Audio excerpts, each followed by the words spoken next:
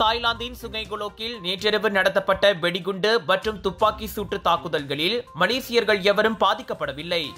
கலாந்தான் police தலைவர் Dato Mohammed Yusuf மமாட் அதனை உறுதிப்படுத்தினார்.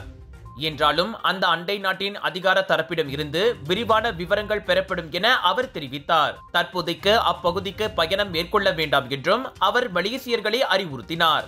உள்ளூர் நேரப்படி நேற்றிரவு 7:10 மணியளவில் அங்குள்ள முஸ்லிம்கள் நோன்பு திறந்த 1 மணி நேரத்தில் சுங்கைகுலோ மாவட்ட அலுவலகத்தின் முன் அந்த இரட்டை தாக்குதல்கள் நடத்தப்பட்டது. அதில் 2 தொண்டூழிய போலீஸ்காரர்கள் கொல்லப்பட்டதோடு 8 பேர் காயமடைந்தனர். சம்பவம் நடந்த இடத்தில் உள்ள பிக்சி பேரங்காடியில் வழக்கமாக மலேசியர்கள், குறிப்பாக கிளாந்தான் மக்களின் நடமாட்டம் அதிகம் காணப்படுவது குறிப்பிடத்தக்கது.